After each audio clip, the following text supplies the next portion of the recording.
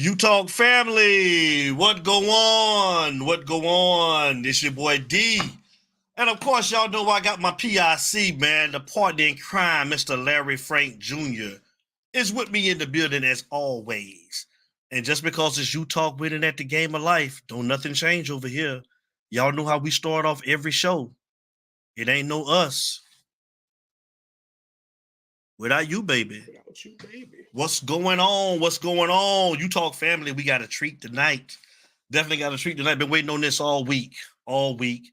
This is well, first of all, welcome to the You Talk winning at the game of life. Y'all know what we do over here. Shout out to Eric Myrick. What's going on, Eric Myrick? Glad to see you in the building tonight where we talk about financial literacy. We talk about the importance of that, and we give Black businesses the opportunity to come on, man, and to talk about their platform. And we got a great guest tonight, Larry. This is courtesy of our co-host, Mr. Larry Frank Jr. tonight, man. So I want to give a big thank you and applause to Larry Frank Jr.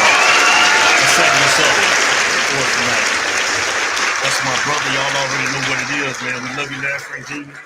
So thank you for this, man. And shout out to our super producer, the man himself, Mr. King Judge, is always in the building, man. So without any further ado, I'm going to pass it on to my brother, Mr. Larry Frank Jr., and let him introduce our special guest. Take it on, Frank. Yeah, man. Much love back to you, brother, man. Listen, you've been waiting all week, but I've been waiting, as I've joked with our guests, for 2 years, man. This has been something that's been in the works for a long, long time. So without further ado, let me officially bring to the stage our special guest of the night. He is a jack of all trades.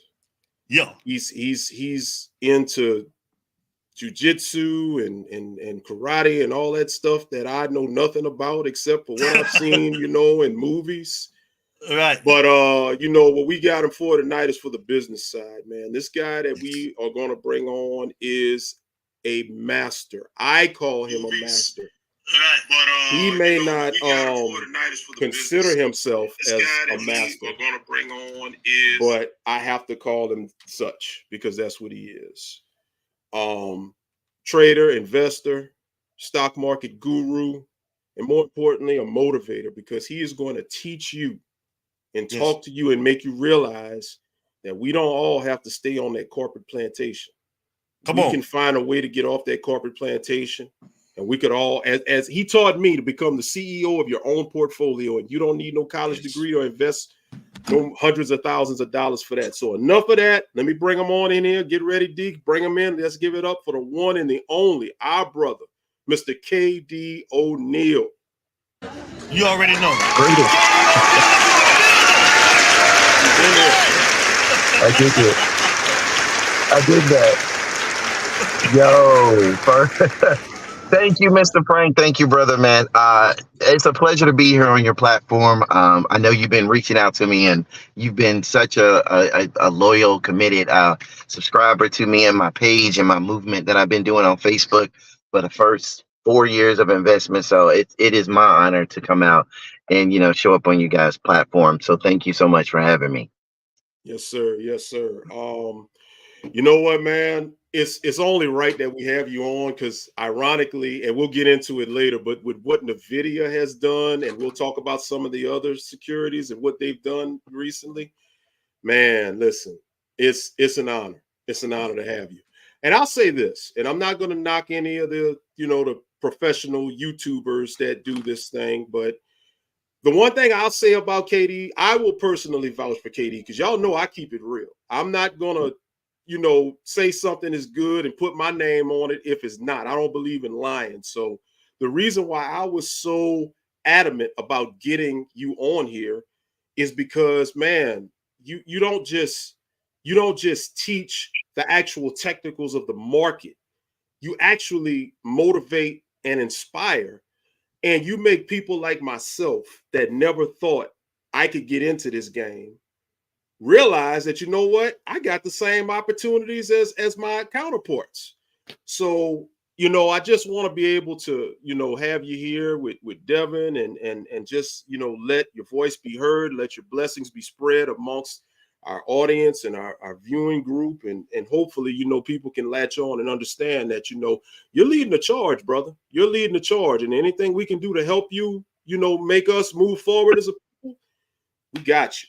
We got you. Man, thank you. Thank you so much. I started in the stock market, and people think, it takes years of learning in school. Man, I tell people all from I didn't know what I was doing roughly till about 3 years ago. And I started, learning because I realized I didn't want to work for the corporate America. I didn't even, I didn't want to work a 9 to 5. I've never wanted to do that. That's why I started teaching martial arts and I opened my own business here in Atlanta. And then one day, I started a group. I said, I'm invested in stocks. I don't know a lot. I want to get together a bunch of our people, melanated people, and learn from our people to see how we can get financial literacy, learn how these markets work and move through these markets. And I mean, the rest was history because, I never saw where it would be at today. I never had a desire. I'm what you call a reluctant leader. Like I have no desire to lead anybody. If I see a group of people and they say, "Hey, we're going this way," I'll be like, "Well, cool. I'm gonna go this way." But I'll see you guys up top, and then people be like, "Well, we want to go with you," and I'll be like, "I mean, if you want to, come on. I'm not doing anything special." And here we are now. 10,000 members strong, and I love it. They're melanated people, and they're eager to learn. And we've got quite a few success stories that I'm very proud about. Absolutely, absolutely. And the one thing that I can say and what I like about the group is that, it's all positive. It's a place of positivity for people of color, for our culture to come together. Because whenever you put a bunch of us together, it's always something. Man, man, man. Yes, we've had those. Yeah, unifying our people is ultimately our downfall. Is we're being segregated not by only ourselves, but we're actually being conditioned to do so. You have the Asians who come together and they buy real estate. You have the Pakistanians, even the Hispanics. If they can't afford, real estate or corporate ventures or education, they come together in numbers and they work together and unify, and they accomplish a lot, even if it's through taking over in numbers. And us as Black people, I always say we the people of the sun. We are the top tier. We are the ancient line of human existence. And the powers that be know that. They know that. And the way you defeat a strong tribe is to always keep them separated and change. You change their mind and perception of things around them. So we got a lot of people seeing things or believing things that aren't true about ourselves and our people, and it keeps us segregated. So it's important to unify and bring our people together, and that's ultimately my goal with the whole group and the stock market and everything. If I said, what's gonna bring our people together and catch people's attention other than social media and sports, and financial literacy is where Black people we tend to lack the most. Learning about finance, bonds, yields, interest rates, things of these sorts. I didn't know none of this at all. I ain't never had a desire. I just needed Jordans and the new Lil Wayne album and a PS5 and I'm Gucci. And that was the mentality. Let me get a nice car, and that's what this, society, and that's what they want us to look at and perceive and value, when there's so many things that are worth more that can elevate us on a financial and an intellectual level. Yes, I totally agree. So before we dig into the stock market, we always like to have our guests come on and kind of give a little background as to who they are, what they were, growing up, maybe give us a backdrop rather, as to what led them into where they are today in whatever their profession is. So kind of talk to us about that. Who is Katie O'Neal right now, and who is Katie O'Neal coming up? Man, little country kid from Kentucky, the state known for fried chicken and Muhammad Ali. That's, and whiskey and cigarettes. I grew up in Louisville, Kentucky, I think till I was about 12 years old. That I moved. My mom got remarried and we moved out to Blues Town. We moved out to Memphis, Tennessee. I went there, graduated I say graduated, but went to school out there. I didn't graduate till I get to Atlanta. And then right when I turned about 18, I came out to Atlanta. My sister had been living out in Atlanta. She was like, hey, come stay with me. You know, Atlanta's great. You're going to love it. I came to Atlanta and when I got here, I'd never seen so many successful black people everywhere, black people in Benz's, Jags. I was like, wow, I was blown away. I had never seen dreadlocks, none of that. I didn't see none of this. Black people, just lawyers. Johnny Cochran was out here at the time. He had his own firm. I didn't know none of this. I was like, got off the train. I got off the plane and the train. I was like, oh, this is where it's at. Black people doing it out here. And I said, I'm going to make it out here one way or another. I came out. I didn't even finish high school. I came out. I dropped out of school, came to Atlanta, and I was like, I'm gonna work my way up. I'm gonna get my GED. I want to get back in college. I want to go to college and do things of that sort. So from there, I went to what they call open campus, and for people that couldn't go to school or dropped out of school, dropped out and finished open campus. Then I started to attend Georgia State University. Finished there, got my bachelor's. And I was like, in college, I was every type of thing. I always tell young brothers I see out here, I tell everybody, I was like, when I came here, I got in every kind of trouble I could think of. You know, I was trying to find myself. I went from fighting, selling drugs, you name it. I was into it. I was like, and every time I got arrested, and this is where I knew I wanted to help our people. I never forget the first time I think I was arrested for a suspended license. And then I was sitting in a holding tank with so many, it was nothing but black people in there. The brothers holding their papers after they got booked. And I was like, damn. And they were just asking each other, what does this mean? What does this mean? And I would grab the paper and I was like, oh, they got you for, simple assault. That's a misdemeanor. He's like, what's a misdemeanor? I don't even know how to pronounce it.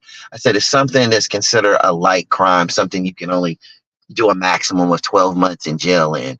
It's not a felony. So that's the good news. And right here, this is your bond. You have what you call a cash bond. So after I explained that to that one brother, everybody started coming up to me with their papers, asking me, yo, what does this mean? What does this mean? Like, I had brothers that couldn't read or anything. So I would sit and explain it to brothers in the holding tank. And then there was one particular man, he was just sitting there chilling. He was like, hey, young blood, come here. And I was like, hey, what's up? He said, you real intelligent. You too smart to be in here. Why are you in here? And I was like, I don't know, just suspended license, shoplifting, fighting. He said, yeah, this ain't the place for you, man. He said, you got a gift. And I was like, oh, well, I said, apparently I don't, because I'm sitting in here with everybody else. He said, all right. He said, I'll see you outside. And I thought it was weird. I didn't have no money. I came to Atlanta. My sister had ended up moving back to Kentucky because she got pregnant by her boyfriend of 10 years. And I was there by myself. And my parents were in Memphis going through a divorce. So I had no family. I think they told me my bond was like $1,700 cash. And I was too young to go through a bonding company. I didn't have nothing. And then all of a sudden, everybody's like, oh, Neil. I was like, huh? They was like, you going home? I was like, huh? And I came out. They was like, your cash bond was actually $2,200. And the guy that I talked to in jail, he paid my bond. His name was Spoon. He was like his big time drug dealer. And he left me a note. He was like, yo, finish college and keep educating our people. Do what you do. And he paid $2,200 cash to get me out of jail. Off rip. I was like, wow. And it was just crazy, play it forward. Somebody that I didn't know, that didn't know me, felt that he was like this. He put on the card, this is an investment. And that was the craziest, I'd ever heard. I finished school. I opened my own martial arts school in Stone Mountain. It was an old building in the city of Stone Mountain. If y'all don't know the city of Stone Mountain, it's actually where the Ku Klux Klan marches up every year, where it's actually originated from. A lot of people don't know that. If you ever visit Stone Mountain in Atlanta, you look at the mountain, it's got those 4 dudes or 3 guys on the horses. Those are the forefathers of the KKK. They started the KKK. And black people all around the world visit Stone Mountain and walk up the mountain. But every July, Ku Klux Klan walks through the streets and to the top of the mountain. That's why you hear Martin Luther King in his I Have a Dream speech say, let freedom ring from the top of Stone Mountain. He was referring to the originating place of the Ku Klux Klan, the Freedom Bell. So he put that bell on top of Stone Mountain. And I used to teach martial arts out there. And there was so many kids in the community, black kids, that couldn't afford, wanted something to do. So I would just take kids into my school and teach them martial arts. I was only 19 when I opened my own karate school. And I used to just teach all the kids in the community martial arts. So I started that. I had my son, my beautiful son. His name's Mayer. He's now 22 years old. And, I was like, I got to work a job and I got to, be a father simultaneously. So I was in school teaching karate and I was raising a son at the same time. So he's grown up, moved on, went to Georgia Tech, got approved for Georgia Tech. I went to a karate tournament. I won the karate tournament and a gentleman came to me and his wife and they said, we're really impressed with your skills. And we noticed you're from Atlanta. We would like to take classes from you. And I was like, sure. Yeah, no problem. White guy. Cool. Whatever. Turns out he said, well, meet us at Georgia Tech. I was like, cool. I was like, I love this school. It's amazing. And he was like, yeah. I was like, so what do you do here? He said, I'm the dean of mathematics. I was like, what? I said, I could never afford to go to this school. He said, well, you can now. So that was my first scholarship, a free one. He paid for me to go to school at Georgia Tech and get my master's in civil engineering. I taught him and his wife karate for 5 years. And that was crazy. Everything I have was by coincidence. I met some people. They said, hey, we would like for you to teach self-defense at Spelman University. I ended up teaching self-defense at Spelman. I was the youngest teacher there. I was 22 years old. And I had a class of 136 young ladies. Needless to say, I hurried up and got out to school really fast, or I would be the father of many children today if I didn't. I was 23, a professor in Spelman, teaching self-defense. Not even teaching a self-defense class. I had 126 girls on an all-girl campus. I quit that job because I said, I'm going to be the father of so many little children if I don't. Thankfully, I only got 2 sons, so that was it. Came out and so that's the young aspect of my life. So yeah, pretty much that's where I was. I got here, I started working, I opened my own martial arts schools, and I started teaching. I finished up in civil engineering, but my son, every time I would go on assignment for engineering, I was traveling and being outsourced. And this is before background checks and stuff, so you can hide shit on your resume or hide things on your resume. And every time I would come back from an assignment, my son, he could walk, he could talk. I was missing my son growing up, and I said, I need something I can do where I'm here with my kid. And I started, and that's when I went full time with my martial arts school. I said, if I get enough students that are paying, I can make enough money to teach martial arts. And I did. So I stayed home. I was a stay-at-home dad and a full-time working dad at the same time because his mother was in school and working. I could stay at home, and then evening I would teach karate classes and take my son. And then, yeah, time flies. And then here I am today. Mm-hmm. Here you are. Well, let's transition to today. Yes. Let's talk about it, man. The stock market, the engine that can really provide what the topic of this show is: financial freedom. Financial freedom.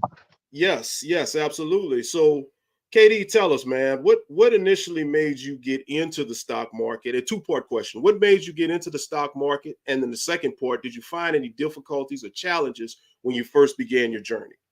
Oh, yeah. So basically, I initially had no clue about the stock market. We, as Black people, we all seen the news and we see those numbers going across the screen. Whenever we watch world news, you see those numbers going across the stream. You can ask people, what does that mean? They say it's the stock market. But did we really know what it mean? I was always infatuated with it. So I went to Boston to hang out with a group of friends, and this is how it all started. And at the same time, how I became a millionaire.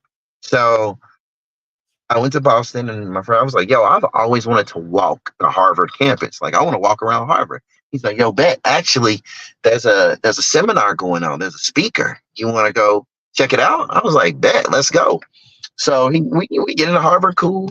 Dude's name is Stefan Bancel. Let's not forget his name, Stefan Bancel. Some of you in big pharma know who he is, but we'll get into it more.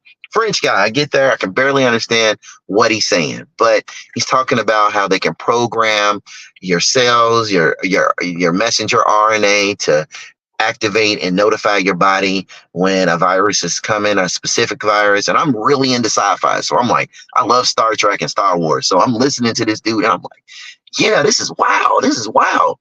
Seminar is over. We move on. Leave Boston. Someone rear ends me. I had a little escort. Someone rear ended me, and I got like $6,300. Now, mind you, I still had a karate school and also was teaching at a community center as well. And I was doing okay for myself. I opened a business, and I was doing pretty good. I mean, I was making six figures, so I was doing all right. So I said, well, I got $6,000 to play with. I could go on a trip. I could hit the club. Whole lot of shoes I want to buy. My friend was like, you should probably invest in stocks. I was like, yeah, let me look. I saw Tesla. I was like, Tesla seems good. They tell you all the time, invest in a company that you use or you know about. False, but I'll get into that later. So I'm looking, I'm like, Tesla's like $900 a share, bro. That's a lot of money. I only got $6,000. That's only give me like 7 shares. And I was like, I need something cheap. And I saw the company that guy was speaking at in Boston at Harvard. I was like, oh, there's his company. I'm save the name of the company. But I was like, cool. How much is his stock? And I looked, they had just got into the NYC, the New York Stock Exchange. I was like, bet, this is like $14 a share. I was like, well, I'm going to put $3,000 on this. I can get a lot of shares for this. I can get hundreds of shares. So I was like, you know what? I got another 3,600. I'm going to put it on this company. So I kept buying the company. So I went on Facebook and I was telling people, yo, y'all should really get into this company. They doing some really cool things. They really doing some cool things here. And so I started posting it all over my Facebook. You can timestamp. You can literally go on my Facebook account, go back 5 years. I'm talking about this company. Invest in it. It's $15, $14. Get in now. And I had started investing like a little bit of my money every week. I was like spending like $300 a week. Instead of going out drinking, going out partying, I kept buying shares of this company. Like I was kind of slick, obsessed with it because I just liked collecting it. So the pandemic hits, and I'm like, my karate school gets shut down because of COVID. You can't have contact.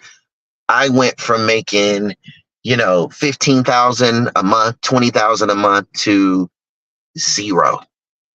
And I'm just incurring debt. My rent's going up for my building. My landlord's this wealthy Jew. He don't care. He's right upstairs. He's like, yo, where's my money? I'm like, I can't do nothing for you right now.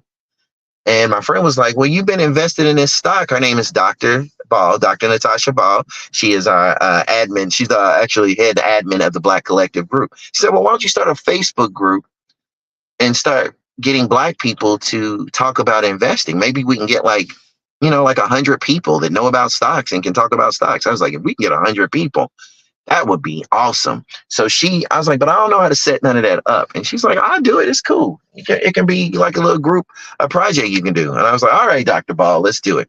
So we set up the group. We started talking about this particular stock.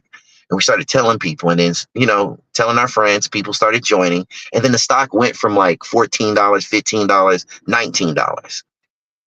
And then, people were talking about it. I was meeting traders. I was meeting financial advisors. I said, join the group. I said, the only rule is we just want y'all to be us, for us. It's for us, by us. Old school FUBU. So I want us to just be our people. And they was like, so you just want to, I said, allegedly, yes. Alienate people? Yeah. I said, right now, if we open in a restaurant, we only serve fried chicken. No tacos, no egg rolls, no casseroles. We just fried chicken right now. Okay. So we speak like that. So, we're including everyone, but not everyone at the same time. So as the group started to build, the pandemic really came to the US. And I did a video. I was like, yo, I'm literally $85,000 in debt and I'm about to lose everything. And I'm going to learn the stock market and I'm going to become a millionaire. The video is there. You can go watch it anytime. And I was sitting in my office and I, did the video, and it was getting really grim, and then it got to the point where no one could leave their houses. And I needed money. So I was like, I had a TD Ameritrade account, and that's a brokerage. And basically I couldn't get my money out. I didn't know how. I didn't even know how to use it. I had just been investing in it for about 2 years. And I called my friend who was a banker, and I said, yo, I sent him a screenshot. I said, how do I get my money out of this? And he texted me back and he was like, bruh, stop lying. That ain't your account. I was like, what? I had my account set to percentages. I never saw dollars, and I didn't understand it. And he was like, that's not yours. I said, yeah, that's mine. That's mine. And he said, don't lie. He said, is that really your account? I said, yeah. He hangs up the phone, shows up at my house in the middle of a pandemic. Boom, boom, boom, boom, banging on my door. And I'm like, dude, I can't let you in. It's COVID. He said, man, let me in the damn house. He grabs my phone. He said, oh my God, bro, you got 4,700 shares of Moderna. If y'all know who Moderna is, Moderna was the first person to drop the vaccine. And then it was Pfizer. Right. So at the time, I had been buying it when it was $13, $14, $15. Well, at this time in pre-market, it was $540. I think that was like almost $500, $540 a share. I had 4,700 shares. And he was like, all I need you to do is press sell. I press sell. He said, congratulations, you're a millionaire. And I'm like, what? He said, you see this? That's your money. And I'm like, everything just hit me. It was like, I didn't believe it. I had never seen, most money I ever seen was $12,000. He's telling me that this with 6 zeros was mine. And I was nervous. I was like, I sold. I sat in my house for 3 days. I didn't talk to nobody. I didn't call nobody. I just kept looking, waiting for it to say your funds are settled. And I was like, this is wild. And then on day 3, because it's called T3 settlement, it means your money has to transition from the stock market to being able to be transferred to your account. I'm looking at this. It's over $2 million. And I'm like, bruh. I'm bugging out. I'm like, you know what? Let me try something. I sent 300 grand to my bank account. And as soon as I did it, Wells Fargo calls me. Can we shoot this on there? Phone is going off. I'm like, what? They said, hi, this is Trevor over at Wells Fargo. We just saw your transaction. We'd love for you to come in and talk to you about some options and accounts you can open. I was like, but I thought there was a pandemic. He said, all we need is a negative COVID test. And wow. I was like, oh, okay. Shoot.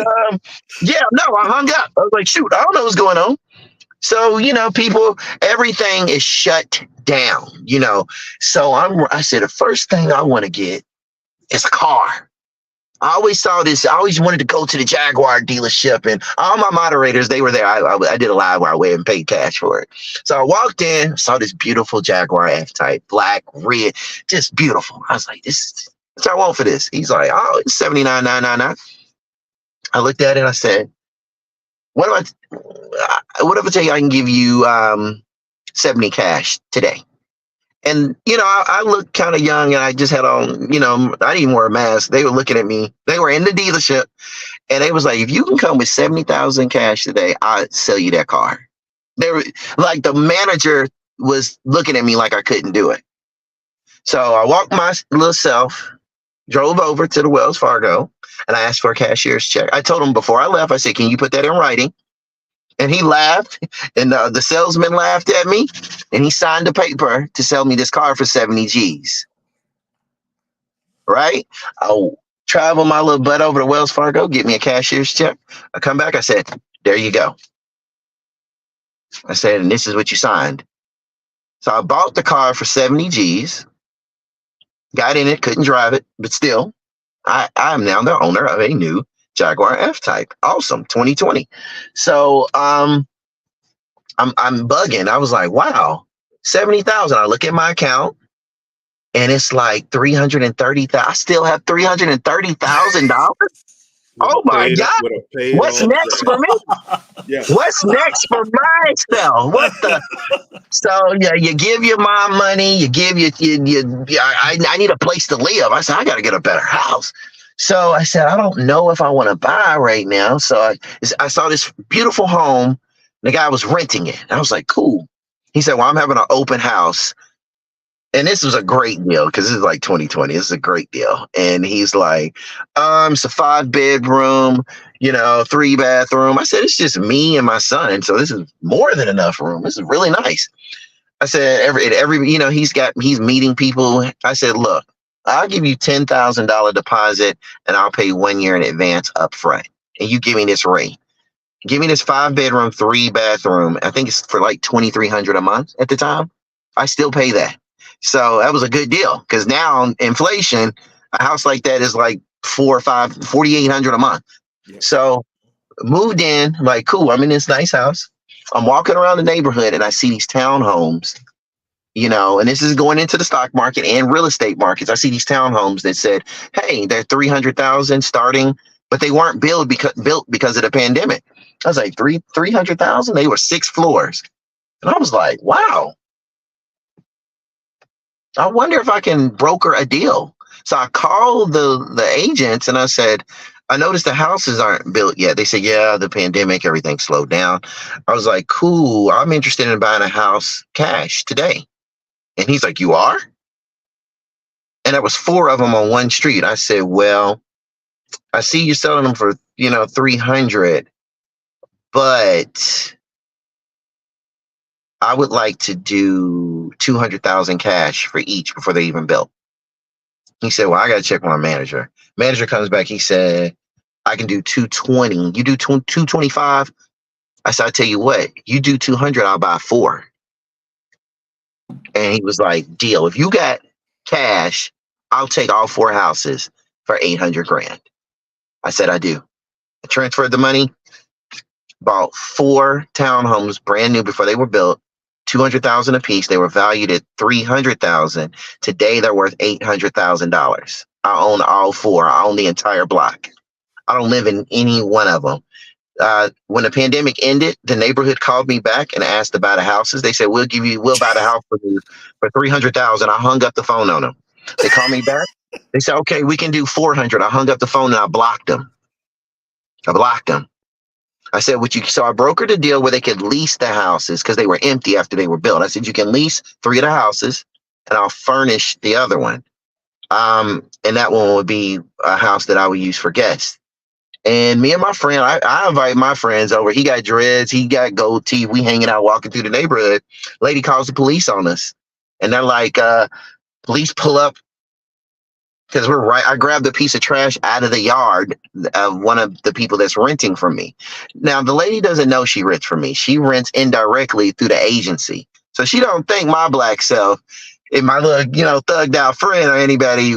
So the 3 police cars pull up. I tell my friend, I say, step in the grass, get off the sidewalk. And so he said, no. I said, get in the grass. Get in the grass. In the front yard. He's like, I said, just trust me. I stood in the grass too. Police pulled up. They said, can you step out on the sidewalk? I said, no, I can't. I can stay right here because this is private property. The sidewalk is public, so is the street. He said, well, this isn't your property. I said, how do you know? He said, can I see identification? I said, you can't. I said, but you can step off of my property. And Gwinnett County Police, everybody knows they're legendary. They're legendary. Their jail is so popping, they got a Netflix series on it. I said, no. I said, but what I can tell you is I own this house. He said, you own this house right here? I said, I own this whole block. I said, the entire block. And I said, you can't question me. You can't ask anything. You suspect me of committing a crime on private property? What crime is that? The white lady comes out. Her name's Karen, oddly enough. She says, well, you stepped in my front yard. I said, hi, Karen. I'm Kay O'Neill. I'm your landlord. Everything froze. I said, you can go over there to that leasing office and you can ask them who the property belongs to. They come back, they say, well, they say it belongs to a KD O'Neill, but we don't have no proper identification. I said, here you go. I said, now you can get off of my property. And Karen, I'll see you when it's time to renew your lease. I went up on her property 30%. She pays me rent she's paying me lovely every month. She's paying me $2,800 a month. Her and her family. Now when I come walking with my friends and I wave, they know exactly who I am. I remember Jay-Z saying, own the block. Well, I own the block. And it pays me well. And then we started the stock market. I started investing, learning how to trade. And I said, I got to bring my people into this. What good is wealth if you're not sharing it with your family and the people around you? And again, you can give, how our people are. You can give certain people money and they ain't going to do nothing with them. But if you give them knowledge and the ability to ascertain, learn, and make the money themselves, like they said, it's the old biblical saying, you give a man a fish, he'll eat for a day, but teach him, there you go. He'll eat forever. You teach him, he eat forever. Yes. So the point was, I wanted to teach my Black people, financial literacy. I had people reach out to me. I had this brother named Taj from Jamaica. He said, yo, I appreciate what you're doing, bro. Like, I love your energy. You're talking to people. I said, well, what do you do? He said, I'm a Morgan Stanley financial advisor. I have all my license, Series 6.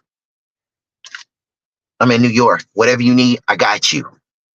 I'm like, whoa. Then I had another brother, Marcus Jones, one of the first OGs in my group. He came in, he said, I do crypto. I teach Black people how to change Forex, crypto, Forex. All I want to do is teach our people. That's all I want to do. I'm like, for real? The ancestors are looking out for me because they bringing all these people in here. Then we had Dr. Natasha Ball. She's a principal of a school, educational administrator. She keeps up with the education of our Black children in Atlanta. She's like, I'm here. She came sit in my living room. We figured this all out. We had so many people reach out to us that just wanted to help and get this information out and teach people about the stock markets. Then when I learned, I was like, I hired, sometimes we got to hire them. We got to learn from them and learn their secrets. And I ended up learning from several guys, a white guy out of Colorado and a dude out of Croatia. And he taught me things about the stock market. I said, well, why do y'all make it sound so complicated? And when I saw these lines and these charts, I said, this is really complicated. And then my friend, white guy, John Mestis out of Colorado, he said, it's like football, Keith, smart football. It's one of my closest friends. He gets a pass. He comes to the barbecue. He taught me options. And he used to hang with us back when we were in college. We used to go to the Bounce nightclub. Any hood club we went to, this white dude was with us. I remember when my son was born, I got into a head-on collision car accident. I jumped out of the car, realized I'm okay. I start running to the hospital. He pulled up. He was like, why are you running on the side of the street, bro? I was like, you can take me to the hospital? He went and picked my mother up from the airport. He stayed he stayed at the hospital at my baby mom's door. One of my closest friends always taught me things. I remember when I had he's bailed me out of jail. So that's my ride or die dude, but he ain't in the group. So get this. So peep this. But when I started learning, I said, how can I break this down to where our people can understand it? I said, I got to teach this and not be boring and consolidate it into something that's not going to take a long time. These charts and these lines. And yes. Yeah. And so this is really, they do that. It's unnecessary, but they do that as a way to block minorities or people of ethnicity away from it. Mathematics turns a lot of people off. In actuality, it's mad easy. But they do this to frustrate people, to make people scared to come near it. When in actuality, it's a code. It's literally a code to keep people away. I tell everybody, if you can read basketball or football statistics, that's 1,000 times harder than stock market. If you can read LeBron James's average and you can tell what kind of free throw shooter he is, you just did technical analysis. I tell women, you do technical analysis every day, whether you know it or not. It's just when they put it on a screen and show you lines and charts, it confuses you. That's why most of my lessons are verbal. Once I teach it to you verbally and you hear it and your mind absorbs it and memorize it, when you see it, you understand it. That's why I don't like to use graphs and pictures, because I show it to you with your mind through verbal affirmation. You hear it. And then once you understand it verbally and memorize it, when you see it, it goes hand in hand. They come together. So the most frustrating thing I would say initially was the charts, and I realized that was an illusion. It's actually a gift. It helps you learn it better. And I tell everybody, if I can learn this, you can learn it. I dropped out of high school. I've been to jail about 7, 8, 9 times. I have an attention span of a goldfish. I can't pay attention to nothing over 10 minutes.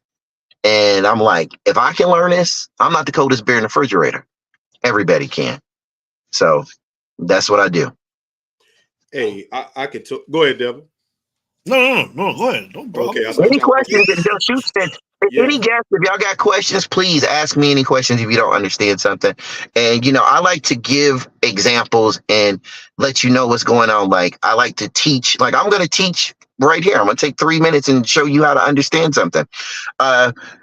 When we see these charts, people say,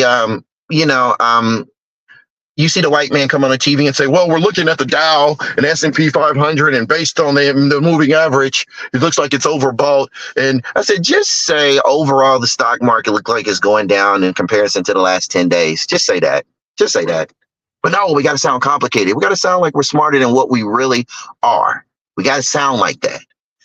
I was like, well, what is an RSI? And the guy says, it's a relative, I went to a white guy, says, a relative strength indicator oscillator. I was like, what? Nigga, what? Okay, relative. Relative means we're related. Strength meaning power. All right, indicator just means an index, a measuring tool. Oscillator just means the thing that goes back and forth. Oscillate means to go back and forth. I was like, so it's a chart that goes back and forth, and it tells you the strength of a stock. How's the stock powerful?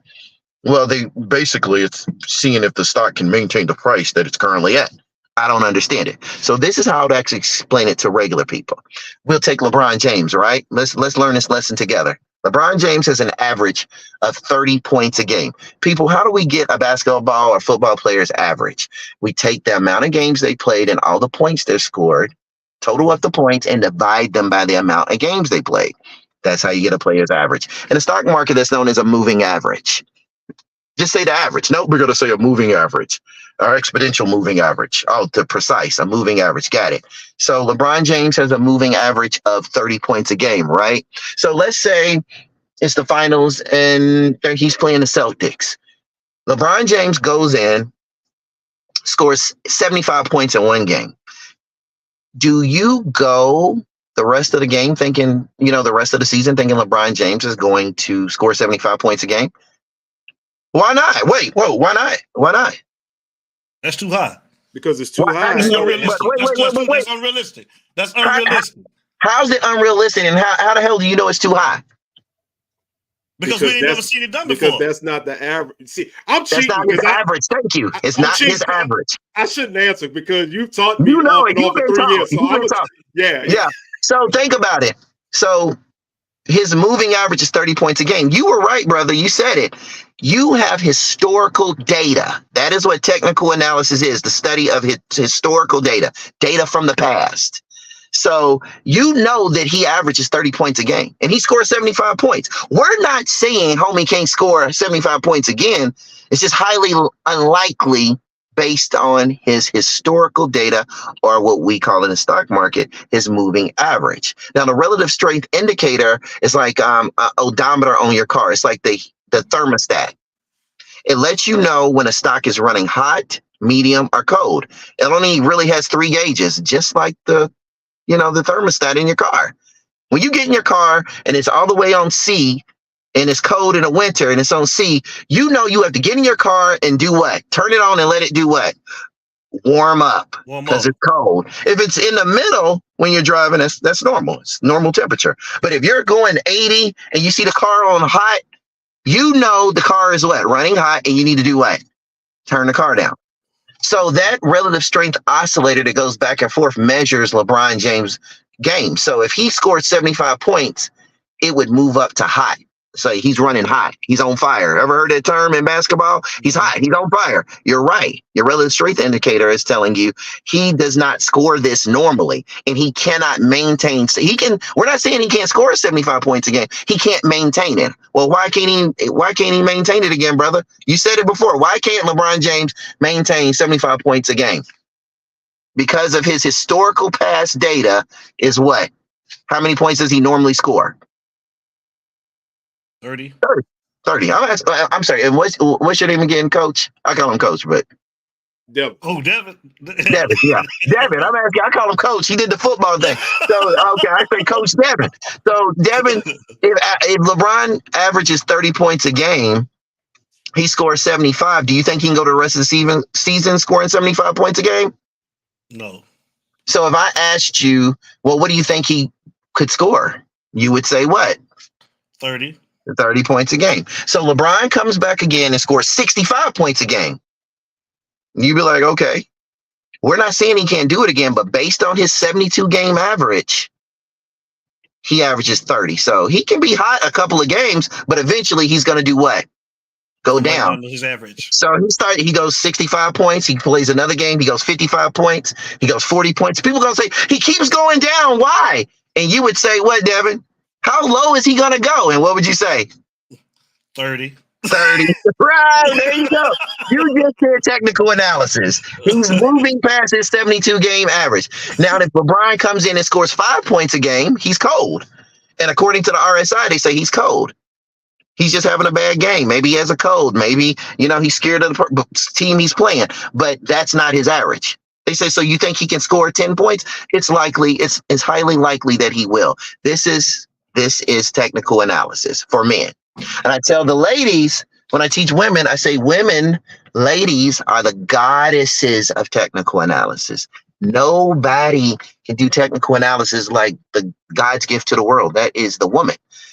Women have in technical analysis in their mind, bodies, and DNA and soul. And I always tell women, without being too vulgar, I said, what's something you have all your life that never goes away, that you keep on track all the time? I say, if I ask you on a trip, if you ask a woman, let's go on a trip, baby, right now, the first thing that woman's going to ask you is not where. She's going to ask you what? When? When? She's doing technical analysis. She's saying, well, if I'm going on a trip with my significant other, I don't want to go during that time, because she knows. And I say, baby, don't worry about it. Maybe it won't show up. Maybe you won't.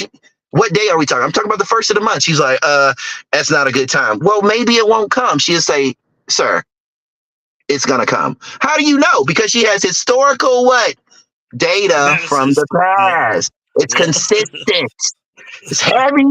First couple of days, I'm PMSing, and it gets weaker, and we can go on this date. That's technical analysis. All right. If I put it on a chart and show it to a man and a woman and say, well, every month around this time, you get a little emotional, you want chocolate, and you wear really baggy clothes, and you're really mean to me. If I take that and put it on a chart and say, every 21 days, after 21 days, this happens. And then for about close to about 7 days, it tends to go down. And you're like, technical analysis. So the thermostat of the car, getting hot, medium, and cold is the RSI. The moving average, LeBron James, 30 points, teaches you what a moving average is. All right. And technical data using a woman's menses helps you understand the time frame and what to expect during those times. You all just did technical analysis. Congratulations. You've been doing it your whole lives. You've been doing it your whole lives. You just don't. You put it on a chart and then you look at it. You get up and you eat dinner the same time every day or close to it. Most men get up and pee the same time every morning, every night. They might do it a few minutes off, but if you pull it back and look at it in the course of a day, a week, a month, years, it's around the same time. The study of historical data. That's what it is, ladies and gentlemen.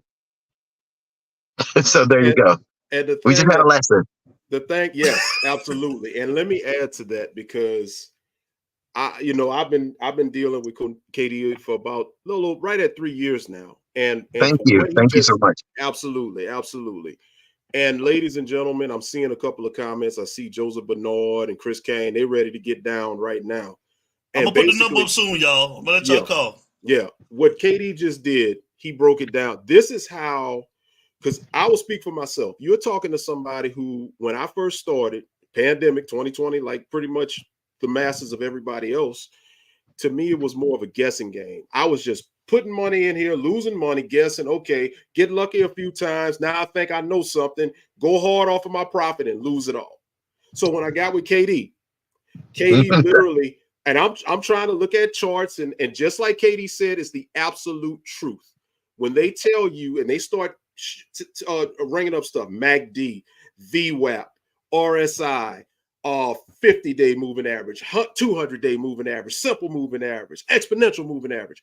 Well, I'm overloading my circuits because it's like, whoa, man, this is a lot of stuff that I got to learn. But the truth be told is the way KD just broke it down just now is how he teaches everything. And his teachings that he just gave an example of, I've taken my trading and investing game to another level based off of that, because it really is as simple as he just told you. It's very simple. KD, real quick, before we get the number up and we start getting the callers and all of that. Yeah, I got a lot of stuff I want to say. One more lesson, but go ahead after this one. I want to tell everybody. Okay, go ahead. All right. Real quick. We got people excited about the wins that you can get, but let's just be 100. I've suffered losses, and I want to go to you. Now, my losses, I know they've hurt me, and it's only been a couple of hundred here and there in the beginning. But I know, because you've detailed it on the Patreon and you've detailed it in the group, that you suffered some major losses at times. And your emotions, when you suffer it, it's like you just pick yourself up and it's like, man, let's do it again. Can you talk to our audience about when you suffer a loss, how you emotionally handle it, especially if it's a significant big loss? So when people come to me, y'all remember I used to post my positions, and you gotta recall, if you're in my group, I was down $250,000 and I posted it. I was like, I'm down $240,000. I have learned, and I know people can say this now that I've traded and I understand you have to learn to let go. It's just money. If I did it once, I can do it again. I used to play Mario Brothers when I was a kid. Everybody played Mario Brothers. And it used to be, you get to level 8, and it was like a really hard jump. We had to jump out and land on that little tiny toothpick and then jump over. It was really hard to do. And I would barely get it. And then I would get past it, and then I would die. And I'm like, I got to do that all over again. And I used to tell myself, if I did it once, I can do it again. And when you deal with losses in the stock market, back then, I didn't know what I was doing. I didn't know you can really play the stock market and never lose. But I didn't know back then. I was just investing in the stock. I had a bunch of money, and I was down $250,000. I remember being up $75,000 in an hour, and I lost $45,000 in 10 minutes. And then I got out, and they were like, well, at least you made 25,000 or 20. And I was like, but I could have made 75. You know what I'm saying? So that was, but when dealing with losses, that's the first fear. The first fear. It means when you get into the market, our first goal is you want to make money, but you're afraid of losing. But then here's the catch. Before you even get into markets or trading, you need to assess how much you want to make and how much you want to lose. We Black people, if we go to the club or we go to Vegas or wherever we go, I know if I go to Vegas, I'm not emptying my bank account and going into casino. I have already differentiated and understood that I'm only willing to spend this amount of money in the casino. When you go on vacation, you know how much you're willing to spend. If I'm going to a club and I'm going to a club in a hood and I got $1,000 cash, I'm going to leave $700 in the trunk and I'm going to take $300 in with me. That means if something happens to me, I'm comfortable with losing 30% of that $1,000. You have to set. This is what professional traders don't tell you. You have to be willing to set what you're willing to lose. You should never gamble with what you're not willing to lose. And then if you say, I'm getting in here with just $10. All right, cool. That means how much you willing to lose? $5. Cool. You want to lose $5? That's 50%. That's a big number. Add 6 zeros to that. And if you have $50 million, $100 million, you're not willing to lose $50 million out of that. So I always tell people, once you get to a level of loss, you say, all right, I'm in $100. I'm only willing to lose 20% of that. That means when you start to go down around $18, it's time for you to get out. It's called cutting your losses. So you cut your losses. You get the hell up out of there. Just like when you go to the casino, we've all gone on cruises and trips. You've already taken out how much money you're willing to spend. Same way with the stock market. And then, and when I started the group, people was like, well, I can't do that because I got to have a bunch of money and all of that. That's a lie. I'm about to educate y'all on this right now. So much I want to teach y'all, banks, everything. But what if I told everybody out here, you can take $300 and turn it into six figures in 18 months? 18 months. 18 months. $300. What if I told you if you took $300 and made 10% a day for a year, you can quit your job forever? People are like, nah. Well, I'm going to break it down for you right now. All right. It's not about picking all types of stocks and stuff. The best traders only trade about one or two or three stocks. That's it. We don't put our money in the stock market and watch it grow like a seed. That's a myth. That's a lie. $300. Watch how I do it. I take my little $300. I work my ass off. I get some tax money back. I don't care. I go on the street corner, sell dick on a stick. I don't care. Whatever it is, I made $300. I got $300, right? I'm going to get into the stock market and I'm going to get into options. And my goal, options is contracts between you and a broker. But in street terms, you're betting on a stock to either go up or down. That's it. The best odds in the world are 50-50. All right. The stock market, you either win or lose. But what if I told you can do both? You can win and lose simultaneously. You can play both sides. So basically, you take $300 and I say, I'm only going to make 10% a day of 300. That's it. How much is 10% a day of 300? $30. All right. That ain't a lot.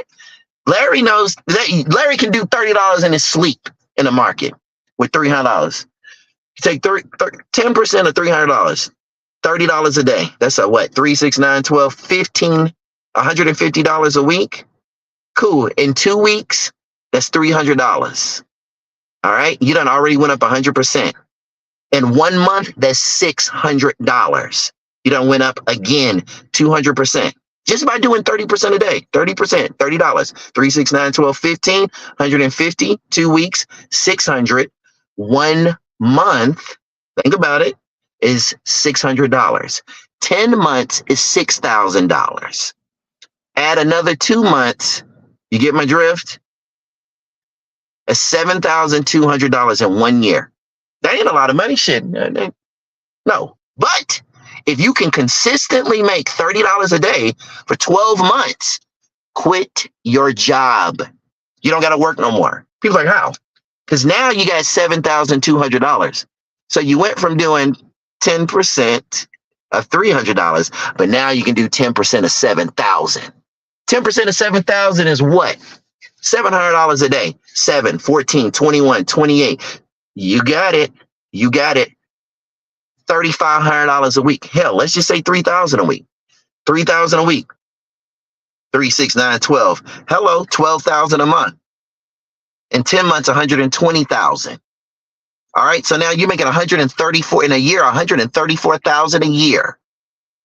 Add the 7,000 that you made initially.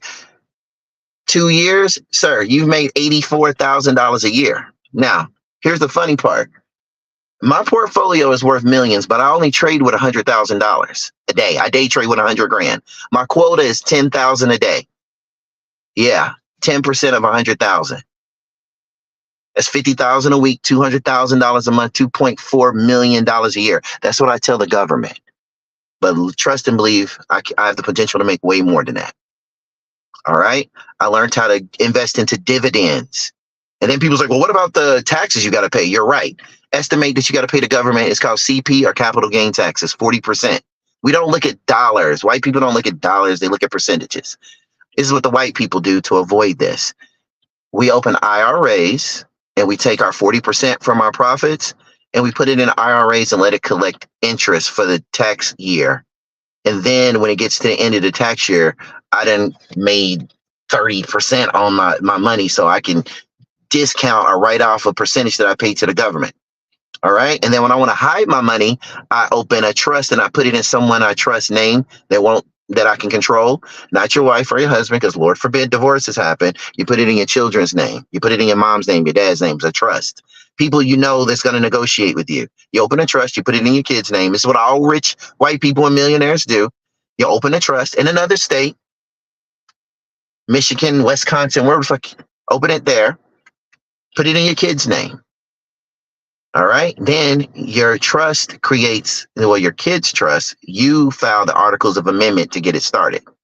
All right, you file it. It's really, you're the executor and have the power of attorney, but your children or whoever you point to be the trustee, they're the ones that it goes to. You open a holding company. Your holding basically holds all your paperwork for your businesses, and then you create your LLCs and your businesses. Now you work for the businesses, even though you're the manager. You work for the holding company, which belongs to the trust.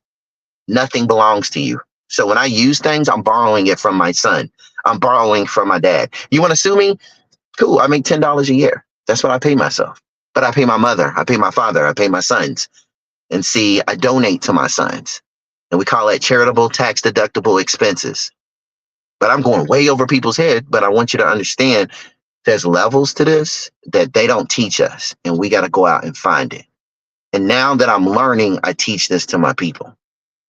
I showed you how to take $300, make 10% a day, turn it into $7,600 in 1 year, take $7,000. Once you do it for 1 year, 12 months, just $30 every day. That's it. Once you make your $30, get out the market. 7,000. Do the same thing, just add zeros. Don't change nothing. You get to 7,000, do 10% of 7,000 a day. Don't do 10%, do 5%. That's $350 a day. Do 4.7%. That's 300 a day. That's 3, 6, 9, 12. That's $1,500 a week. A lot of people don't make $1,500 a week. You feel me? So when I learned this, so when I sit and I fly, Delta Elite, and I'm in the Delta Club, Sky Miles Club, and all the white men watching me trade stocks, and they be asking, "Oh, well, what do you feel about this stock?" I said, "I don't feel any kind of way." "Well, I see you're trading." Okay. Then the bartender that's black says, "Well, how do you learn about stocks?" I'm going to break down and teach it to them. Black people, we can't be racist, but we damn sure can be prejudiced. And I'm prejudiced, very prejudiced. I don't teach this to anybody but my own people. I don't monetize because I have no desire to create following or anything of that sort. My people aren't followers. Okay. People subscribe to me. I could monetize and I would give Wall Street Trapper, Aristotle, all of them problems. And I got more money than both of them combined. But I don't. They want to do that. They want to do that. Do it. If you want to. But my thing is with these people, don't sell out and then go rip off our people. Go rip off their people. Pakistanians, Asians, they don't sell weave and open gas stations in their neighborhoods. In their own neighborhoods, they go open them in ours. So if I'm going to scam some people, I'm going to scam some white people. Point blank. I'll take your money and I'll teach my people for free. That's how it works. It's you talk, baby. So that's the concept, people. That's the concept. Let me tell you something. He's telling the truth as far as, and I've never dealt with Wall Street Trapper, but I've dealt with some other ones. Most of those guys, they tend to have classes. They sell classes. And the classes that they sell, they want you to pay like thousands of dollars. And they don't teach you, they teach you the basics, but they don't teach you how to consistently win. They give you general knowledge of the stock market. And the general knowledge of the stock market, I'm gonna be honest with you, I took my self-education to another level after I started dealing and learning from KD. But what I love about what KD does is he has said in his group, he has said in the Patreon lives, I can give you some plays, but ultimately you got to go out there and do it yourself. I don't want to be the one. I don't want you relying on me to tell you. This is what he's done. Like he's really trying to empower everybody that believes in him. And that's the thing, you will get more in the group. Free Game Friday. What KD just gave you with the LeBron James analogy is what he does. It's called Free Game Friday in the Black Collective group. KD is literally giving stock market lessons on Free Game Friday. You don't get that from these other creators. Our chat is excited, man. They're excited. They're jumping and everything. So I'm happy. I'm happy to be here. I love my people, and like I said, that it goes back to that dude in the jail cell. His name was Spoon, and he said, "You got a gift. You got a gift. You really do." Because I was, like I said, I was in the holding tank. I've been in the holding tank, bros. I've been in every jail in Georgia. Ain't one jail I ain't been in. But look, every time I was in there, I was teaching brothers, yo. Dude say, detectives want to talk to you. I grabbed him and said, hey, as soon as you sit down, you're asked to speak to your attorney. Don't answer no questions. Do you understand me? He said, but they're going to, I said, you have rights. Understand, you always, if you don't know what to do, brother, you always have the right to remain silent. Don't answer no questions and don't sign no shit. You know, and I used to go to jail all the time. I remember one time I had a probation violation out of hold, and it's so many of our brothers in there that are so talented. And there was this young brother in here. He had to have been 19. And he had been in there a while. And he was braiding people's hair for commissary. And I gotta get this story out because it's from my soul. I was like, yo, this nigga braiding everybody's hair. He gay or something? So I pulled him to the side. I was like, hey, why you know how to braid hair so well, bro? I mean, you seem cool. And he was he came up to me and asked me to read a paper. He said, I can't read. And I cried. And I said, bro, you know, why can't you read? He said, my mom was a drug addict and I'm one of 5. She had 5 little girls after me. So I dropped out of school to hustle and sell drugs, but I also fed and braided my sister's hair. All 4 of them. And he said, I never really learned how to read or do math and shit. And I just broke out in tears in jail. And I was like, and I looked at the paper and he said, I'm just trying to get out of here. These detectives told me if I sign this paper, I'll get to go home. I said, give me the paper. And it was basically him confessing to robbing this guy when all he was doing was outside being a lookout. But the 2 guys, his co-defendants, went in, robbed the place, and then shot the owner in the leg. And he was about to take the crime because he couldn't read. And that shit hurt me to my soul. And I was like, nah, you ain't gonna sign nothing, you know. So I knew I was on probation hold. I wasn't going nowhere, but I had money. So I called my lawyer. I said, yo, I got a person in here and this don't sit right with me. So whatever I got to pay you, I give you $2,000 to come and talk to this kid right now. And he was like, wow. He said, I'll come in. He said, you don't got to pay me nothing. And he came in, you know, talked to dude. He got off on the charges, you know, went to school, you know, and it's play it forward with our people in any way you can. Some of us can't be helped, but a lot of us can, and a lot of us are willing to learn. But we let this system tell us this lie that we are incapable.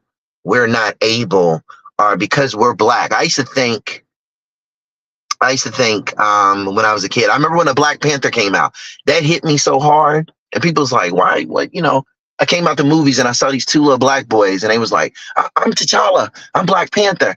And I just started crying again. And he was like, why are you crying? I was like, because we didn't have that.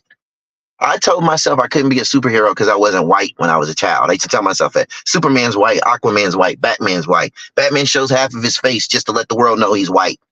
She used to fuck with me as a child. And to see the Black Panther, it blew me away. But what blew me away even more, one of my friends called me and said, yo, I need to use your karate school. And I was like, cool, what's up? And he was like, I'm training somebody, but I can't tell you. You got to sign an NDA. Get to the karate school. It's Chadwick Boseman. He trained him for the Black Panther in my karate school. And we shot videos and stuff and just crazy. So it was very powerful. And I'm very pro-black. I'm so pro-black. I'm so prejudiced. No matter what. I will walk past 3 restaurants, then go to a black soul food restaurant and pay double the amount. No matter where I go. If it's black owned, I'm about the most expensive thing. I'm about it times 2. It don't matter what it is. I don't care if it's shitty or not. Oh, this is yours? Cool. Buy 10 of those. That's just how I am. We got to learn to unify and support our people. The Hispanics do it by groups. They come here and they multiply. Now there's more black people in the U.S. than there's more Hispanic people than black people. We're actually the minorities to them. The Asians come and they conquer the education field. When I watch my son graduate from high school, 90% of the valedictorians and the straight A students were Asian. Yep. It was white kids, black kids, and Hispanic. They come and they conquer that way. The Arabs, the Pakistanians come in and they do the hair and the gas stations and they treat us terrible. And I can't do that no more. And if I can help my people in any way, shape, form, or passion, I do. When people come to my karate school, if they black, you can come for free automatically. automatically. Your mom can't pay, come here for free. You white, you got to pay full price. You Hispanic, you got to pay full price too. You just a white person holding a taco to me. You Asian, you white holding an egg roll. That's how I am. It's for my people. I do this not because I got money. I'm good. I don't need money. I do this for my people 24/7. Free game Fridays, every day. Technical analysis, doing the Patreon. I want to create a team. Ultimately, I want to create a black hedge fund, the first black hedge fund. Yep. And we have investors and we invest in network with our own people. Our investors, whether they have business ideas, proposals, we should invest in them. But not only invest, put together their business plan, utilize resources and skills that we all have, and build the business. I've gone all around the U.S. I make people sign NDAs. I've bought trucks for black families. I've bought homes. Just don't tell nobody shit. Just take this. You know, you got a family. You need a truck for your company? Here. You want to buy this old building and turn it into a hotel? Here. I don't need no recognition for it. I don't need to be on no social media. I've been contacted by YouTube. I've been flown out to California to check out YouTube headquarters, to be an influencer and sell out. I ain't never done it. I don't got to. If I monetized, there wouldn't be no Rusty Trapper or Airs. There wouldn't be none of them. It wouldn't be none of them. He told me when I was in YouTube, you're appealing. We like that you can appeal to just more than the urban dynamic. So I appeal to white people. Yes, you have like a Will Smith thing going on. Yeah, I ain't selling my soul for that. Sorry. I'm already a millionaire, so you can't convince me to do otherwise. So no, thank you. It's you talk, baby. Preach. So that's how we build and unify. So that's it. So with that being said, there you go. You got Katie in a nutshell right there. Man. And that's why I always say in the group, they can have the Jordan versus LeBron. We got the real GOAT right here. This is the GOAT right here. We got it. Hold on, let me get it again. It's you talk, baby. Yeah, we got it right here on Utah. We got the GOAT. Look, real quick while we still got some time, man, we want to open up the phone lines, man. Yeah, let's go. Let people call. You know, y'all know the number. Flash the number and start. There it is right there. Call us up, man, and whatever you want to know, we got him right here. You can ask him. I know that we have, you say June 1st, you'll have the free class. Oh, yes. Thank you. Plug that. Yes, June 1st, I'm going to be doing an introduction to the stock market and options market. It's on my Patreon. It's for free. All you got to do is register through Patreon. Just put in your email. It's June 1st, 10 a.m. I try to do it on Saturdays when people don't work or anything in the morning. Basically, just explaining to you how the stock market works, what are options, how to get into it.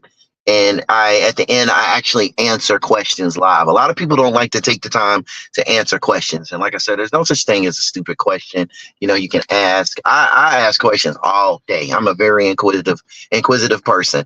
And I tell people, I'm the last person to get stuff. I never get stuff. Like, I'm very slow at getting stuff. But once I get it, that's it. I can't be messed with on that. I'm very good at that. I've always been slow at math, slow at English, slow at anything it was. But once I got it, and I say, if I can do it, like I said, I'm a high school dropout, convicted felon, grand theft auto, stealing, whatever. I've done it all. And if I can turn myself around, everybody can. I ain't never seen an A on my report card. Hell, I don't think I've ever seen a B. But the point is, if I can do it, everybody can. And that's the most important thing. This financial information, people say, I say, well, they say, how long do you need to study this? I say about 40 hours a month. Invest an hour a day. That's about 40 hours a month, 20 hours a month, a quarter. People like, that's too much time. I said, but you'll work 40 hours a week to make someone else a millionaire. Nah. People don't understand slavery exists. They don't need chains anymore and collars on you. It's called financial slavery. They don't got to put nothing on you. You got a social security number. That is the ultimate shackles. Financial debt. Those are your shackles. You can be free and can't do nothing because you don't get no money. Right. You belong. The idea, the concept of leasing a car or a house to me is foreign now. I don't go to a finance department. I go pay cash for a car and negotiate it. You know, and say, oh, cool. That's what, 200 grand? I give you 170 for it. And they'll take it because there's no finance, there's no middleman. And I used to think, wow, I got to pay this much for a car, 500 a month. And now I don't, I don't, the concept, I'm free. I can leave the country, do whatever I want. And all because I learned. And that's it. We want people to learn. That's the most important thing. So more, power to our people. And hopefully, it gets through. We get that financial literacy. So that's what we're here for. Teaching the stock markets. You can quit your job. You really can. Anybody, people that tell you and understand 40% of Caucasian Americans here in the US, their income does not come from their jobs. Most of their incomes come from yields, IRAs, stocks, and bonds. They make more money in the market than they ever will at a job. The job is just the platform to have a just in case. But white people have been doing this for centuries. When the Twin Towers fell and nobody wanted to get on an airplane, Delta Airlines, all the airlines were pennies on the dollar. You could buy Delta Airlines or Northwest, whatever they were, for like 30 cents a share. And then they pay dividends. And now you go look at these stocks, they're $70. And they've been holding them for 20 years, collecting dividends. Bought 1 million shares under $1. And you're making $300,000 a month off dividends. Their kids make money off of that. It's generational wealth. I bought 1,000 shares of NVIDIA, and I'm going to give, guess what? It's doing a 10-to-1 split. Yes. Perfect. I got 10,000 shares of NVIDIA for my 2 sons. Chance, you get 5,000 shares. Meyer, you get 5,000 shares. You can open them in 10 years. Thank me later. Mm-hmm. I didn't know that. And they've been doing this for centuries. The Jews, the white people, passing on this knowledge and teaching each other, but keeping it a secret. Mm-hmm. Keeping it a complete secret. Black, they ain't teaching no Negroes that. No, absolutely not. We gotta learn it. And the ones that learn it, we doing pretty good for ourselves. So that's it. This is awesome. So we're in a time and a place. This is a movement for learning and education, particularly for financial literacy. The lines are open, y'all. 404-981-3997. We got Mr. KD O'Neal on with You Talk tonight. He is the CEO and founder of the Black Collective Investor Group. KD, I got a question, man. Like, people are saying in the chat that they ready and they are willing to learn. You say that you need to invest like an hour a day to learn. Oh, we lost him. Oh, there you go. He coming back. There you go. I'm here. I got you. I'm back. I got you. Sorry. Oh, okay. Go ahead. Yeah. I was asking you. People are ready to learn, and they're saying that they're ready. You said that we need to invest like an hour a day to start teaching ourselves. Like, where do you start? Where would you encourage people like myself that don't know it? I've been trying to read these. Like I tell Larry Frank, these charts. I'm lost. I don't know what the hell I'm looking at. What would you encourage somebody like myself to start? I would tell the quickest way. The quickest way, I would say join my Patreon. I always tell people join my VIP or my masterclass is the quickest way. So, but seriously, if you don't need me, you don't need anybody. You have the capability and gifts. We're in the age of the internet. You can learn how to fix a car, do open heart surgery on YouTube. Seriously. The point is, it's when it's broken out to you, it's said in words that we don't understand. So they don't speak our language, are able to put it in a Ebonics. So I always say, and this is how I learned, I would go and look up, even when I read, if I'm reading a book and I see a word that I didn't understand, I'd stop, I'd pause, highlight the word, go look up the word. If I didn't understand the word, I would keep looking up definitions of the word until I fully understood it. Then I would come back to the book and continue reading. And then same way, I would go on YouTube and I would say on the internet and say, well, what does this mean? I'll read something and it'll say something like,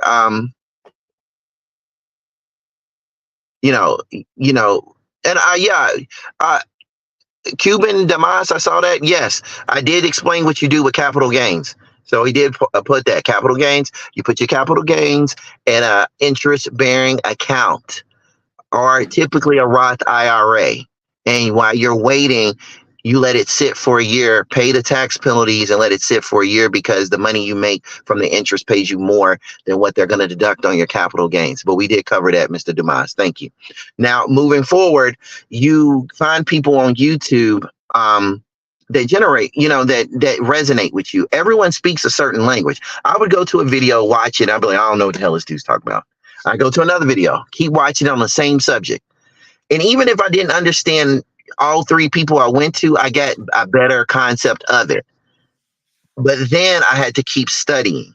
And then people's like, well, that just seems like so much work. No, getting up, working for somebody and answering the people and sitting at a desk is too much work. I'm learning to make myself rich. You understand? So this is the end of day. So you are your ultimate investment. You do have to do some legwork. But once you get it down, it is very easy. I said $30 a day. $30 a day. 18 months. Go for it. And when you make that money in the market, you think twice. I'm gonna be real, I made about $220,000 a year before I got into the stock market. Now you got to remember, you got to pay taxes, you got bills, you got employees, so that shaves it down to about $90,000 a year. And then I make 10, 20 times that amount in the stock market. And there you go. Why would I always ask myself, why did I ever work a job? Why did I know this 20, 30 years ago? Y'all gotta remember, I didn't start trading stocks till I was 40. Imagine if we learned this and taught our children this, like the white people do, like the Asians do. We're busy, social media is made to, distract us. Material things like Yeezys and all of that crap. None of that. Why buy Nikes when you can own the stock? If you bought, most people, if you had Netflix for 3 years, you spent damn near $400-$500. But if you bought Netflix with $400 3 years ago, you'd be a millionaire. People don't get that. Don't buy Nikes. Buy your kid Nike stock. Don't buy them Jordans. Take that $500 and give them Nike stock. Give them Adidas stock. That's going to last longer. Ask me what happened to my Jordans I got 30 years ago. Shit, I don't know. But what if you bought me $150 worth of Nike stock 30 years ago? Your kid would never have to work or pay for college, ever. But we're not taught that. That's financial literacy. Think about it. If you put $150, how old is your child? 15 years old? Are you a teenager? Imagine putting $150 in Nike stock, Larry, 15 years ago. You already know exactly how much would it be worth. Tens, hundreds of thousands, 20, 30, 40, $50,000. Absolutely. Exactly. You wish you did. No need to wish anymore. You can do it now. There's other Nikes, there's other Teslas, there's other companies. And that's why I said, Patreon, I'm doing a seminar. I think I'm going to open a complete Patreon section devoted to beginners, where we start having open classes every month and teaching you and learning. But the Patreon pretty much does that. I do live Q&A. And you get to see me. I answer questions. I'm not like people, buy this class and sit and watch it by yourself. The hell is that going to do for me? I got to ask questions. I need a live person. That's what the point of joining the Facebook group was for. The point of joining the Patreon, teaching. And I always tell people, don't ask me, ask my members, ask the people who rocks with me. Larry, I don't pay Larry nothing. I ain't paid him a dime. He does. That's his perception of me. And I'm honored. It's good that brothers can say, hey, this is what he does. So that's what's up, Joshua Cobb? What's up, man? Yeah, I'm glad you stopped in. Thank you for supporting. So yeah, people, it's cool. And hey, I get it. I'm nervous. I used to call in on radio stations. I couldn't do it. But if you don't got questions, hit me up on Patreon. Hit us up on Facebook. Go to the Black Collective Stock and Investor Group. Everything in there is free. You go in, a group of Black people, like-minded, there to learn and understand. You want to learn how to trade? You like how I do things, how I explain stuff? Join the Patreon. There's no rush. But we want y'all to make money. The more Black people, my job is to make millionaires. Let me say this with the Black Collective for those who decide to join, and I think it's important. The price will be going up to $80 a month. When is that, Katie? When is the price? Oh, June the 5th. Yeah. So yesterday. So right now you can join my tier 2 Patreon. It's $10 a week or $40 a month. But we've had such a high success rate and a high demand for members. Yes, we're doubling the price because I have to pay moderators to start moderating. We're going to be shooting a lot of content, videos. So yes, it'll be going to $80 a month. But if you get in before June the 5th, it's only $40 a month, $10 a week. We have instructional videos. I do live Q&As every 2.5 weeks. I come in and I answer questions. I give you signals, basically show you what I do. I can't tell you what everybody else is doing. I can only tell you what I'm doing. And my goal is to answer questions. I'm a live person. There is no, you buy a package and no, it doesn't work like that. Yes, Sheena Taylor, watch. Don't ever come to class late because you miss so much. But yes, watch it. So yes, so you get in. We're going to do the seminar June 1st. All right, we're going to post it. Come on to Black Collective. Look up KD O'Neal. Spelled like Shaquille O'Neal. The last name on Patreon. We're doing a free introduction to stock and option seminar, and it's very Sheena, what's up? Sheena's in my Patreon. There you go. None of these people are chat bots. None of them are paid subscribers. These people come out here and they represent, and I'm thankful to have them. So I want people to tell a good story about me. After whatever I decide to do or go, when I'm gone, I want people to tell the truth, tell the story. Say, yo, this is what this dude did. You know what I'm saying? So that's what's important, y'all. And one more thing. That's the Patreon right there on the screen. That's the right Patreon, right? Yes. That's it. That's it. And one more thing I want to shout him out on is if you catch those prices before the increase, you are grandfathered to stay in at that price. I'm fortunate. I'm still at the $20 level. Yeah, you paying you day one, $20. I'm a day one. You $20. Yes. So take advantage of that. When I tell you your trading and thank you, Sheena, game is going to go to another level. Sheena's in here. We're not just saying this because it sounds nice. We're saying it because we got a reason to say it.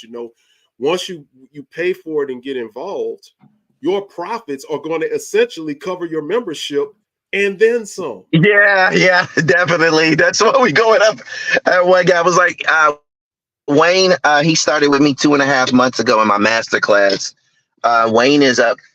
He's made $60,000. We got Isaac. We got, and that's cool. There you go, Jada. Thank you so much, Jada. These are people. These aren't chills, y'all. These are real people. But the knowledge, I'm giving you millions of dollars worth of knowledge. That's the whole point. I'm giving her away. And what I'm doing, you can go look at any other person. They talking about thousands of dollars a month. I'm like, for what? For what? Let our people know this. So that's the point. Thank you, Joshua Cobb. He's been with me since 2024 years. Thank you, brother. And that's, what people say. And as a martial artist, they always tell us as teachers, don't judge the teacher by their accomplishments. You judge a teacher by their students. I could be the world. I'm a world karate champion and everything, but if my students aren't good, I'm a bad teacher. You judge a teacher by their students. So you get in, you ask questions, you put in some of that leg work. I'll be happy to help you. That's why I come on live every 2 weeks. Y'all know me. I be working. I be in my office. My child will call me in the middle of a Patreon. I'm still here for my people, everything. And still a full-time father, still a sensei, still an entrepreneur, still a CEO, still a Black man. I'm all of those things. And I tell everybody off rip, I got more mugshots than anybody you know. Anybody. Point blank. I can turn my life around. All of you can. We know. We know. We've been involved, and I put it in there. I don't want. Let me clarify. Put my comment back up, D, because I want to clarify. Not 240. There are different tiers. So, Chris Kane, you asked the price. Tier 2, $40. You have some other ones. You can go on there and see You got the it right. prices. But You got the yes. VIP where you do. We set you up with 2 classes a month. You sit you with yours truly, but that's about to change. That's going up too because I'm booked on that. We have the master class. The master class is for people who say, I want to learn this and quit my job. You have consulting. I teach you directly, weekly classes. We talk, and I'm teaching you how to get through this. You typically learn how to trade within a month because you paid the money to do it. My job is to make sure. Anybody in my master class has made over $25,000. They spent $6,000, but they've made way more. And that's the whole point. Time is all you're paying for. The money you put up is your commitment. Otherwise, I would do it for free all the time. I used to do it for free all the time, but then people's like, oh, I can't make it at this time. Oh, I don't feel like it. Your money is your commitment. I don't need your money. I don't need it at all. It's you proving to me that you are going to show up. You're committed to it. You got skin in the game. Otherwise, when you give people stuff for free, they don't like it. They're like, it's not valuable, but it is valuable. So time is valuable, and most importantly, knowledge is too. And I'll say this. I mean, some of our, how do you say her name? I don't want to butcher her name. Shanae. How do we say it? You got it, Mrs. Taylor. Miss Taylor. All right, Miss Taylor. We got Miss Taylor and Mr. Joshua Cobb. Yeah. Everybody else that's been up in here, they'll say this. They'll co-sign when I say this. When speaking of some plays, because he referenced the AMC back in 2020. Of course, we remember AMC. And 3 weeks ago when they ran up 300%. I think I spent $900 and then I showed the group how I took $750.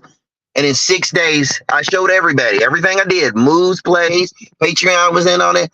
I turned $750 into $28,000 in 6 days and showed you. Take a picture, look here and look now. And I said, this is what we're doing today. Here's trading with KD. I'm showing what I did. Every play. Yes.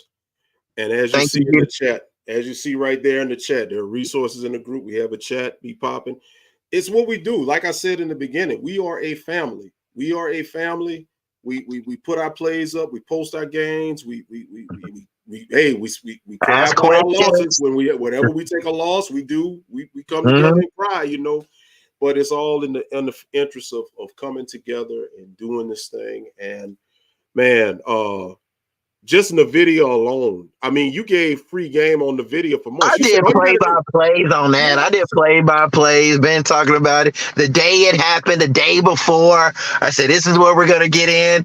And when people learn this, once you hit that lick, in the Patreon, Larry, when you hit that first lick, make that $2,000, $3,000, $4,000, $5,000, $6,000, you like, I'm in for, look at Larry. I'm done. I done made this kind of money. Screw this. I'm in. Once you hit that lick, everybody has that time when you lose, when you first start losing. But then when you start hitting that lick, you like, what? Why am I working a job? I can do this all day.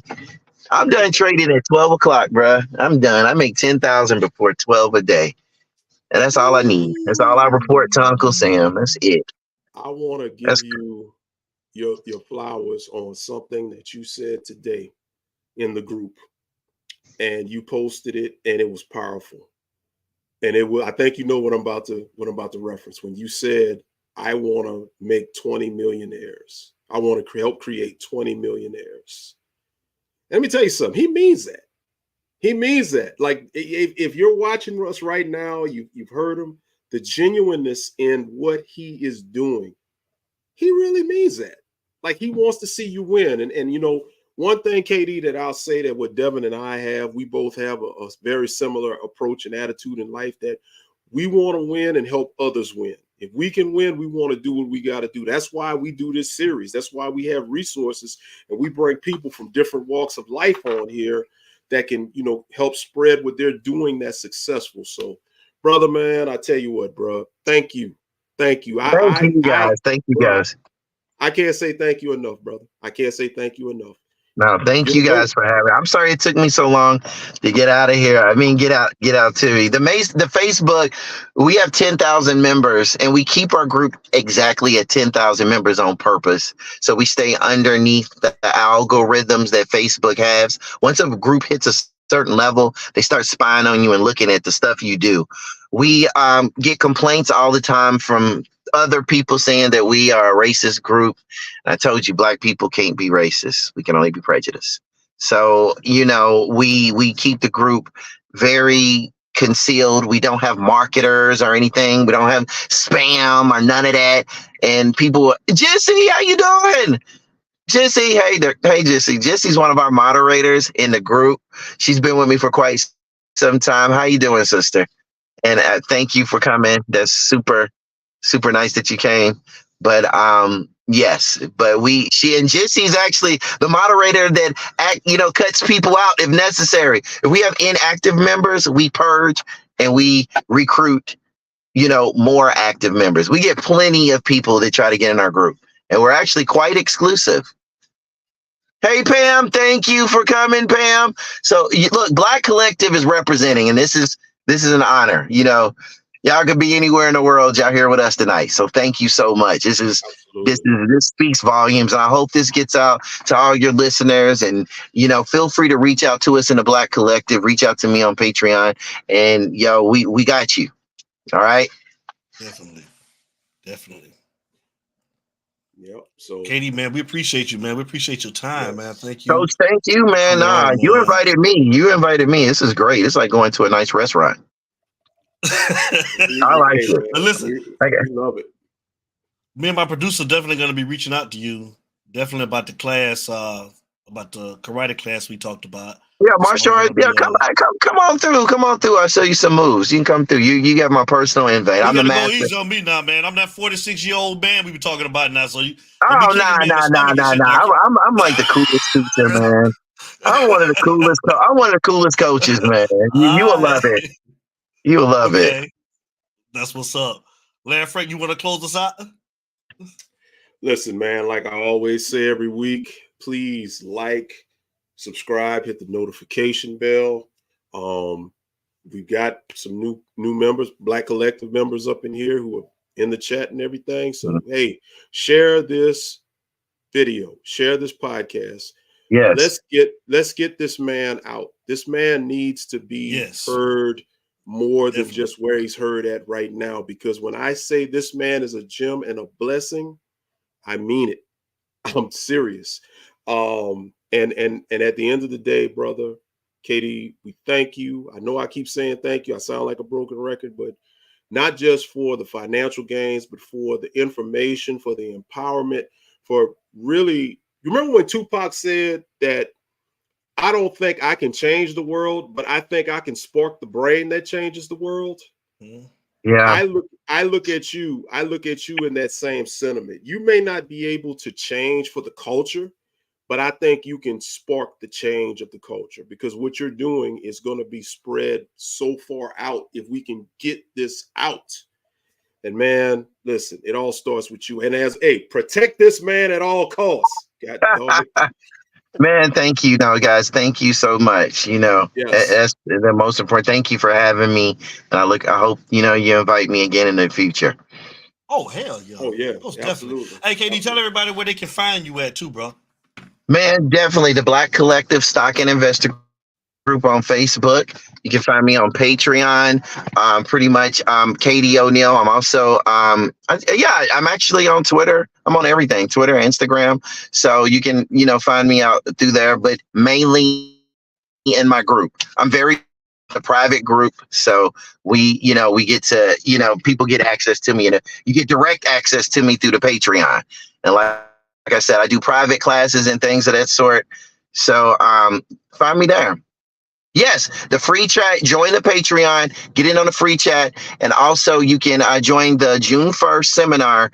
I'll be teaching next Saturday, 10 a.m. Introduction to options in the stock market.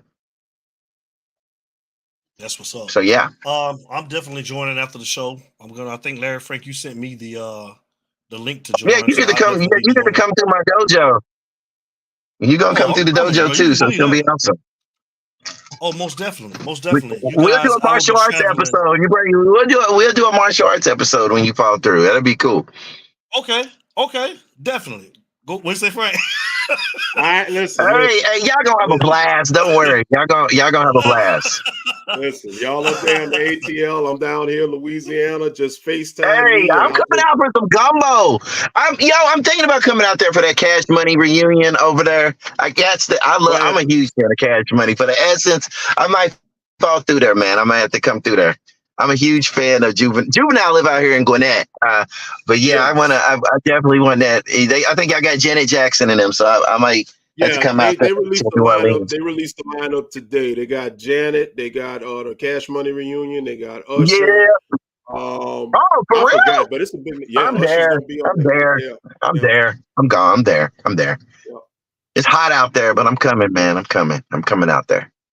You'll be all right. You'll be good. The humidity, hey, just stay inside during the day, go out at night. It ain't as steep. Man, we'll talk offline. I got some stories about New Orleans, that weather, man. Jesus Christ.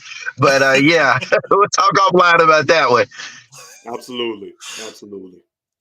Hey, we want to thank KD O'Neal, man. Let's give him a round of applause, man, for coming on.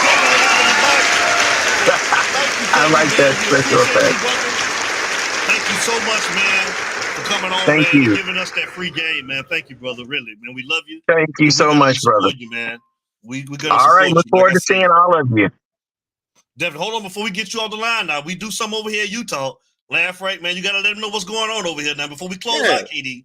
Hold on. It's a hurricane show. It's a football show. Yeah. We do more than football, as you guys can see.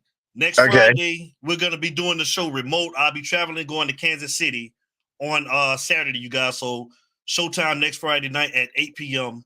I'll be doing it remote, man. But KD, man, we do a little something, man, over here in Utah.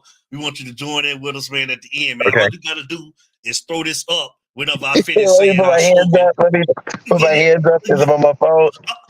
Just throw it up halfway. Just give me something, man. I'm finna say this slogan, man, and I want you to throw it up for us, man. So I got you. I'm ready. Family, I'm ready.